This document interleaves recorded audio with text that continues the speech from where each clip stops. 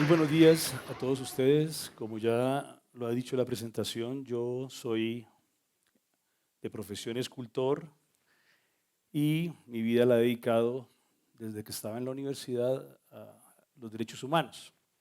Yo voy a hablarles acerca de las galerías de la memoria, de las víctimas que ha producido el conflicto durante tantos años en nuestro país. La necesidad de recordar. Recordar es volver a pasar por el corazón. Y volver a pasar por el corazón es no darle la espalda a una realidad tan dura y tan cruda como la que hemos tenido que vivir, para evitar volver a cometer tantos errores.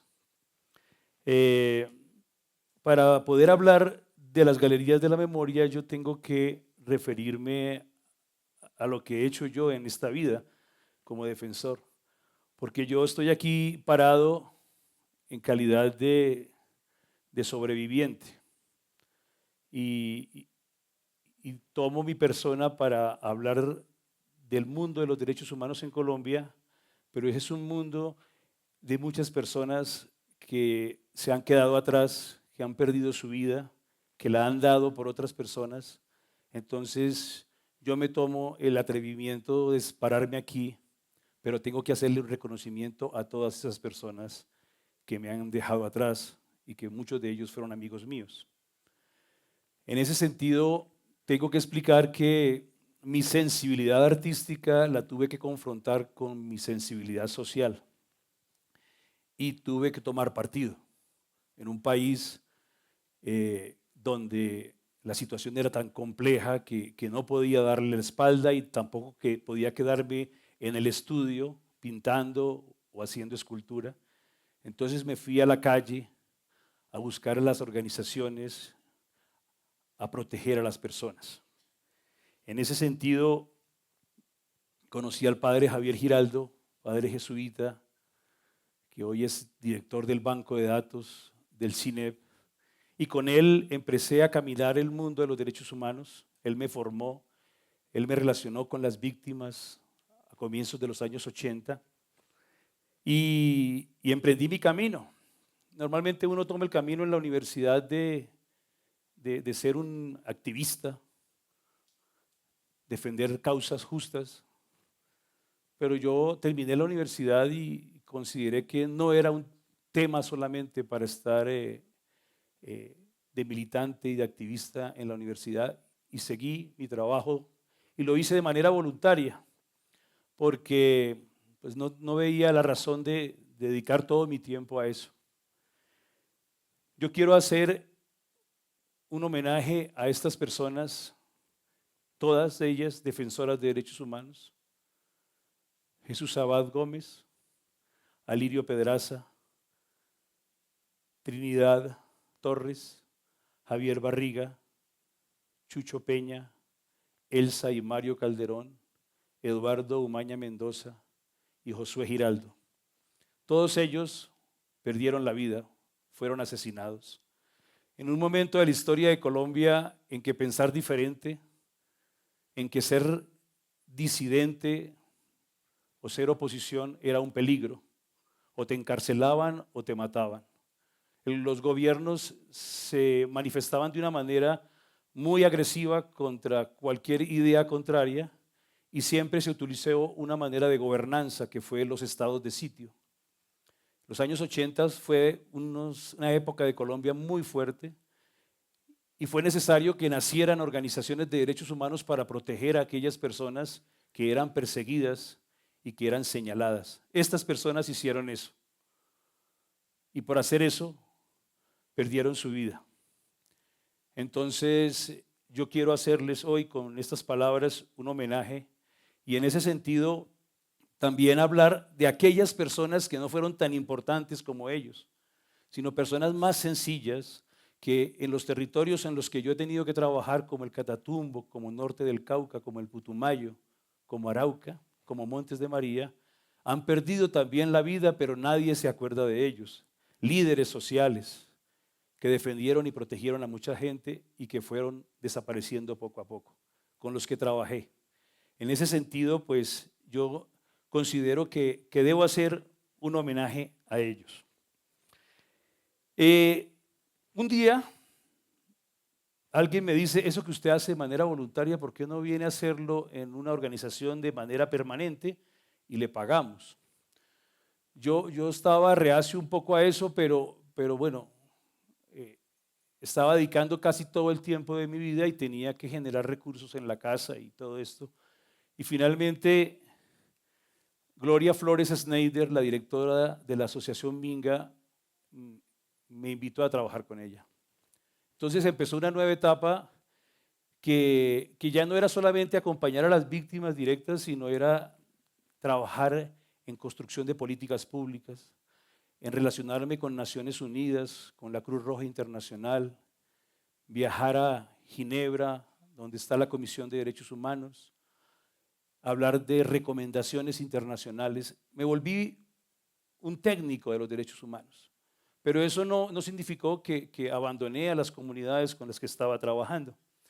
En ese sentido, pues tengo un acumulado de experiencias bastante grandes que me permitió trabajar en esa organización, tanto técnica como humanamente, porque ya tuve los recursos para ir a las regiones y poder estar con estas personas. Y conocí su vida y conocí su memoria. Y uno de los temas, entre tantos, que empecé a trabajar con Claudia Girón, directora de la Fundación Manuel Cepeda Vargas, creada por el senador Iván Cepeda en homenaje a su padre, que también fue asesinado.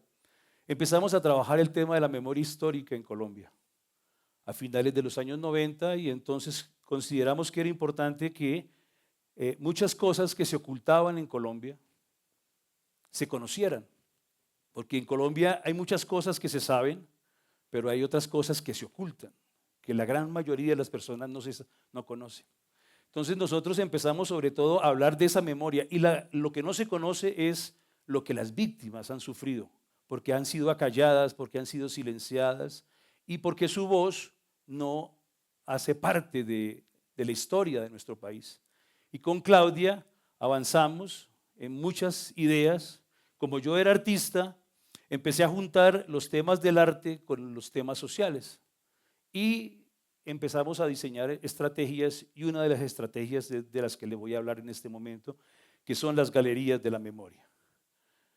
Fuimos a los territorios a donde trabajábamos y empezamos a hablar con las víctimas y a construir una estrategia de cómo narrar la historia de ellos. Y encontramos que las galerías de la memoria era una buena metodología. Ahora les voy a mostrar 3 imágenes de una galería que en este momento está en el Colegio Débora Arango de Bogotá, que le estamos mostrando a los estudiantes de los colegios del distrito en una alianza con la Secretaría de Educación. Y lo hacemos con estas formas para que los jóvenes vean que el conflicto tiene otro tipo de lecturas diferentes a las que normalmente están acostumbrados, que es la lectura de los medios masivos de comunicación, que casi siempre son muy planas. Una de las obras que tiene esa galería habla de esta virgen que se llama la Virgen del Tarra, un pueblo en el Catatumbo, que un paramilitar que se había instalado allí, un comandante que le decían alias el Tigre, compró una gran virgen y la puso en la mitad del parque. Yo le digo a los estudiantes que recuerden el libro de Vallejo sobre la Virgen de los Sicarios, donde los sicarios de Pablo Escobar iban a pedirle favores a la Virgen antes de ir a matar a una persona. Y así de contradictorio es este mundo. Algo parecido pasaba en el Tarra. Cuando llegó la desmovilización paramilitar por la Ley de Justicia y Paz, los paramilitares se fueron y la Virgen quedó ahí. La noche que se fueron los paramilitares, la gente del pueblo que había estado dominada por los paramilitares, cualquier persona, salió y le quitó la cabeza a la Virgen. Al otro día la gente se levanta sin paramilitares y sin la Virgen, sin su cabeza. Y la gente se siente solidaria con la que hizo eso. Yo les explico a los estudiantes que las personas que se solidarizaron y que le quitaron la cabeza a la Virgen son personas terriblemente creyentes, campesinos católicos que andan con escapularios y hacen la fiesta de la Virgen del Carmen. Pero en relación con esta Virgen lograron distanciarla con relación a sus vírgenes, a las que ellas les piden favores. Y entonces nosotros lo que hicimos en la galería fue tratar de representar esa historia contada de viva voz por una de las víctimas. De eso se tratan las galerías de la memoria que hemos estado presentando. El caso de doña Blancanieves, a quien le desaparecieron sus 4 hijas y después pudo encontrarlas porque habló con los comandantes paramilitares que las habían asesinado, las pudo enterrar, pudo calmar un poco su duelo, pero después, cuando fuimos a trabajar las galerías de la memoria en el Putumayo, ella dijo: yo quiero participar en la galería. Y fue, sacó las cajas que tenía guardadas de la ropa de sus 4 hijas, las cortó, las volvió a pedazos y empezó a tejer una colcha con la ropa de sus hijas. Y nos pidió que le imprimiéramos unas fotografías en tela para juntarlas en esa colcha. Y esa colcha hace parte de las galerías de la memoria.